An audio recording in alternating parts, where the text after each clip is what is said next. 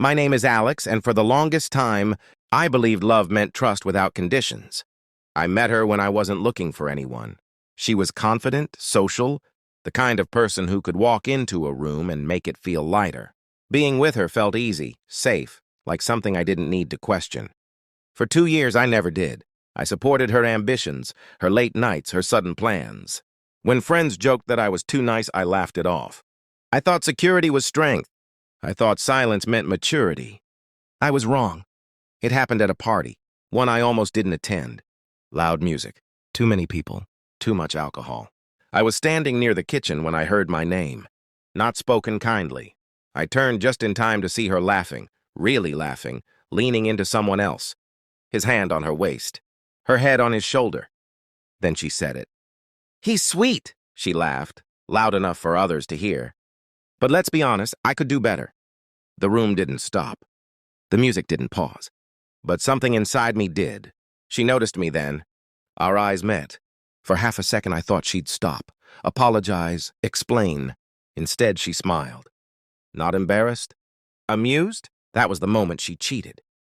Not just with her body, with her respect. People around us watched.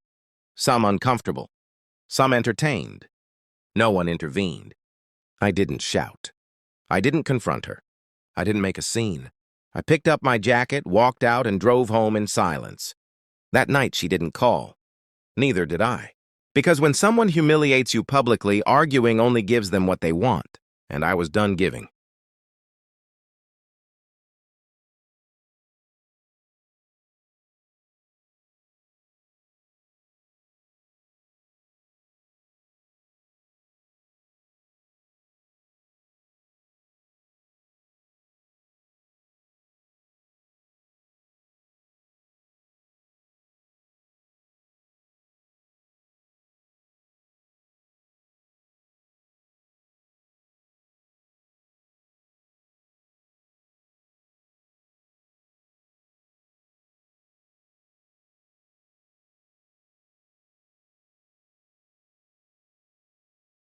The drive home felt longer than it ever had. Every red light gave my mind time to replay the moment. Her laughter, the way people looked at me, the ease with which she dismissed me like a joke that had already run its course. I didn't cry. I didn't scream. I just went numb. When I got home, her things were everywhere. Shoes by the door, a jacket on the chair, proof that she belonged there, or at least that she thought she did. I sat on the couch and stared at the wall until morning. Around 3 a.m., my phone buzzed. A text. "You left early. Everything okay?" No apology. No explanation. Just confusion, as if I had disrupted the evening. I typed a response. Deleted it. Typed again. Then put the phone face down. Silence wasn't avoidance. It was control. The next day, she came home like nothing happened, talking about the party, laughing about people I didn't care about. She didn't bring him up. She didn't bring me up. She acted like humiliation expired overnight. I watched her move through the apartment we shared, confident in the belief that I'd stay, like I always had. That was the moment I realized something painful. She wasn't afraid of losing me. She was certain I wouldn't leave, and that certainty had made her careless. I asked her one question. "Did you enjoy yourself last night?" She smiled. "You know I did." That was all I needed. I didn't accuse. I didn't beg. I didn't explain how much it hurt. I just nodded.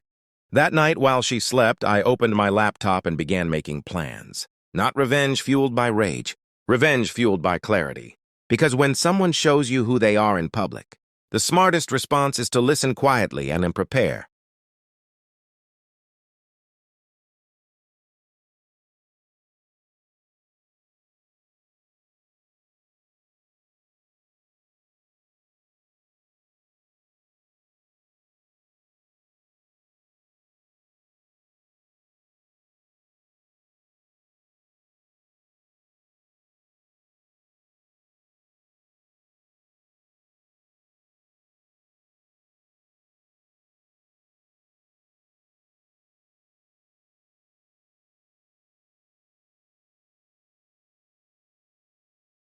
Something changed after that night.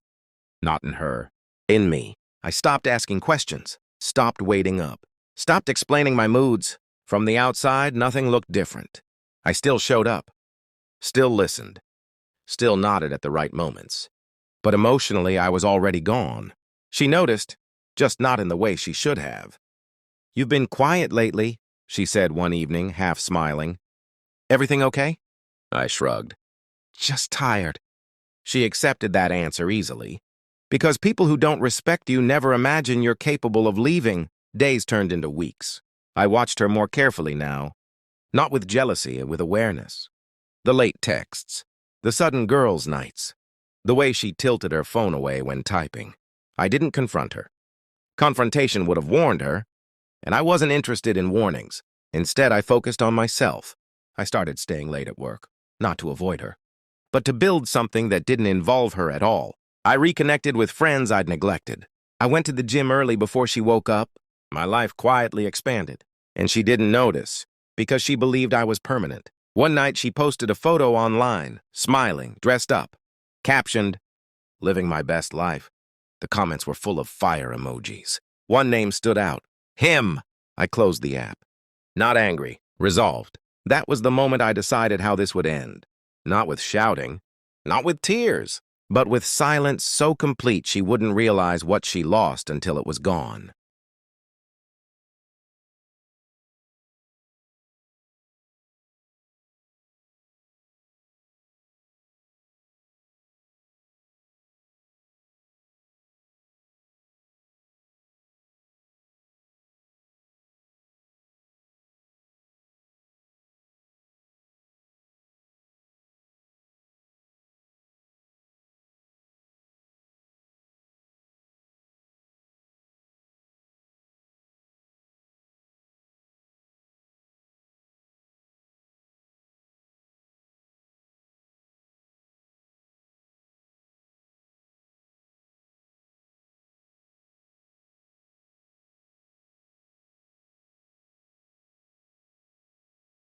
I began preparing my exit the way you prepare for a storm. Quietly, carefully, without alerting anyone who might try to stop you. I opened a separate bank account, changed passwords, updated documents. Not because I was dramatic, but because I was done being careless with my own future. She remained oblivious. One night, she came home late and dropped her phone on the counter. A notification lit up the screen. His name again. I didn't pick it up. I didn't need proof anymore. Trust isn't something you lose all at once. It erodes, moment by moment, until one day there's nothing left to defend. A week later, she told me she was going on a weekend trip with friends. I nodded. "Have fun," I said. She kissed my cheek and smiled, satisfied by my lack of resistance.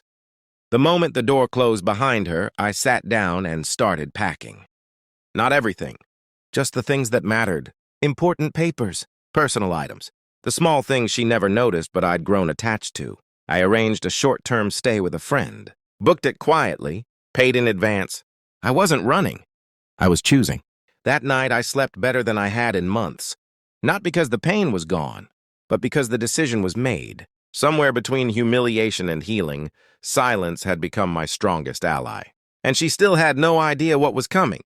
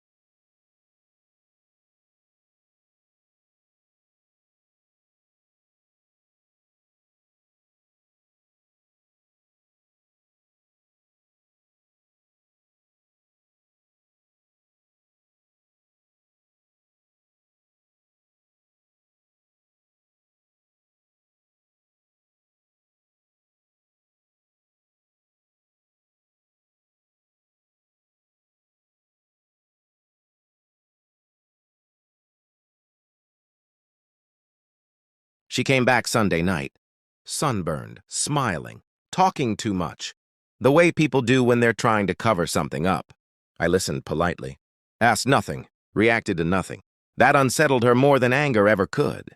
"You okay?" she asked, watching me closely. I'm fine, I said. And for the first time, it was true. That night, she fell asleep quickly. I didn't. I waited until the apartment was completely quiet. Then I stood up, picked up the bag I'd already prepared, and took one last look around. 2 years of memories reduced to furniture and silence. I left the key on the table. No note, no explanation, no goodbye. By the time she woke up, I was already gone. I turned my phone off and drove straight to my friend's place.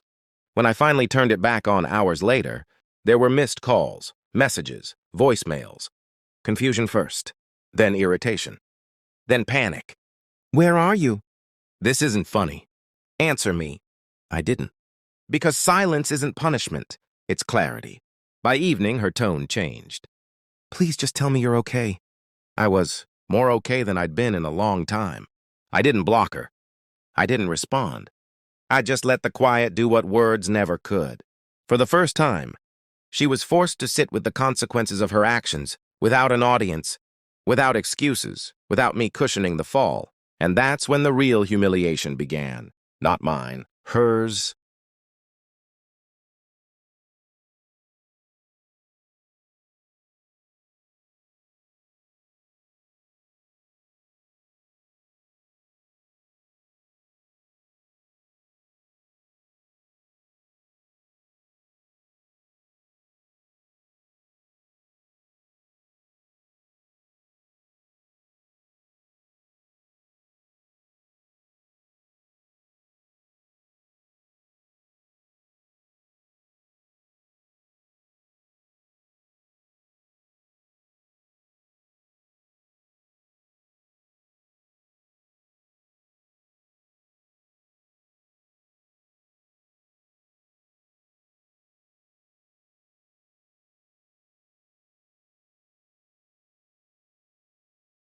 By Monday morning, the story had already started spreading. Not the truth. Her version. She told people I'd disappeared, that I was emotionally unstable, that she was worried about me. Concern looks convincing when it's performed well. Mutual friends reached out. Are you okay? She's really worried. What happened between you two? I replied calmly. I'm fine. I just needed space. No details. No accusations. The less I said, the louder her story became. And that made people curious. Then something unexpected happened. Someone sent me screenshots, messages she'd sent during her weekend trip. Not to friends, to him. The timestamps told the whole story. I didn't forward them, didn't post them, didn't defend myself. I didn't need to, because lies need maintenance. Truth doesn't. A few days later, a mutual friend asked her directly about the screenshots. She laughed it off, said they were old, taken out of context. But doubt had already entered the room. And doubt doesn't leave easily. That's when she tried to contact me again. Not with anger, with nostalgia. We've been through so much together. You're the only one who really knows me. I read the messages once, then muted the conversation. Silence again, because I wasn't interested in rewriting history. I was interested in closing the chapter. And while she worked overtime to control the narrative, the truth was doing its quiet work, slipping through cracks she didn't know existed.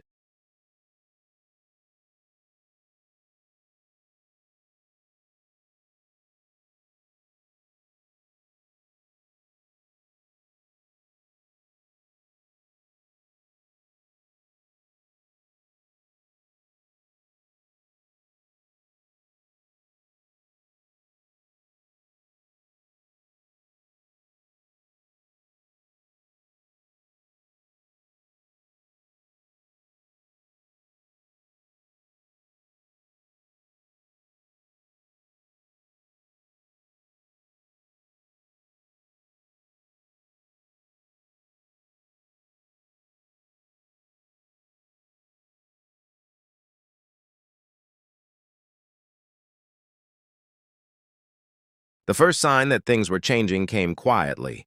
People stopped asking me what happened. They started asking her. At first it was subtle.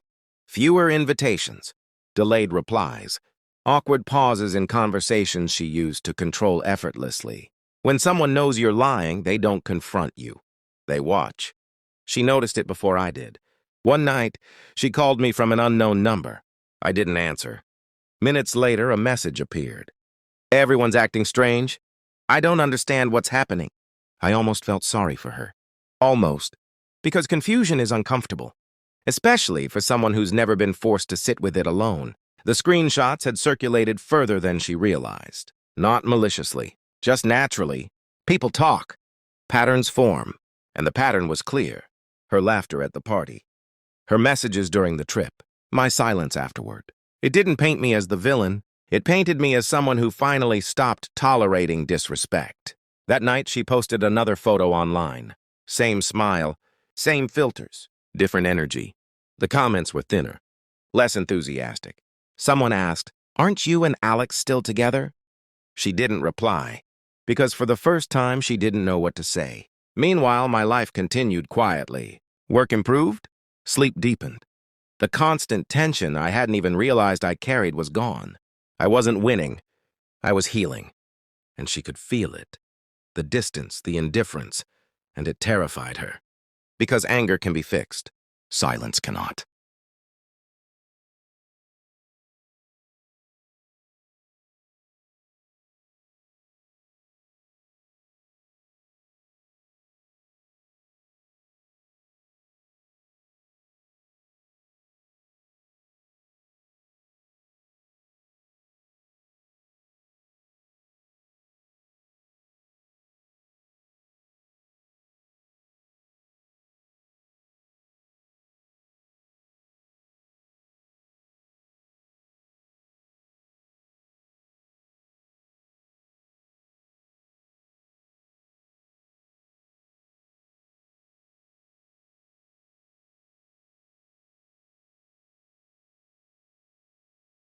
I was leaving my friend's place when I saw her car parked across the street.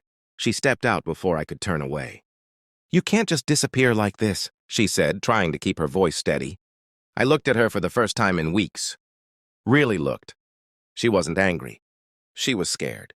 "I didn't disappear," I replied calmly. "I left." "That's the same thing," she snapped. "No," I said. "Disappearing is running. Leaving is choosing." She accused me of embarrassing her, of making her look bad, of turning people against her. I listened. Then I said the only thing that mattered. "I didn't tell anyone anything." Her mouth opened, closed. For a moment, she didn't know what to do with that truth. "Then why does everyone think—" "They think," I interrupted, "because they saw you." Silence fell between us. She reached for emotion next. Tears, memories, promises. "I made a mistake," she said softly. "We can fix this." I shook my head. Respect isn't something you fix after it's gone. That was when she lost control. She raised her voice. Blamed me for being distant, for not fighting harder, for walking away instead of staying and forgiving. I didn't argue. Because the moment someone demands you tolerate disrespect in the name of love, the conversation is already over. I stepped back. "I wish you well," I said, and meant it. Then I got in my car and drove away. This time, she watched me leave.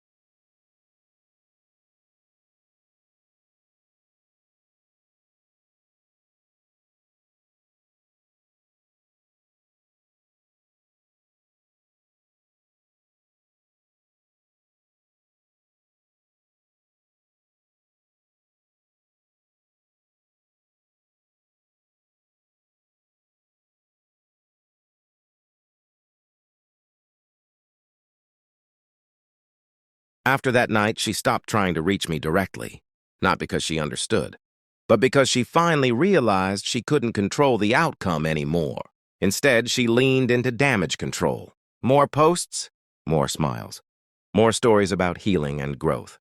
But people weren't buying it. When someone has to convince the world they're happy, it's usually because they're not. I heard things through mutual friends, not because I asked, but because silence makes people curious. She'd started checking my social media, watching my stories within minutes. asking questions she pretended not to care about. Meanwhile,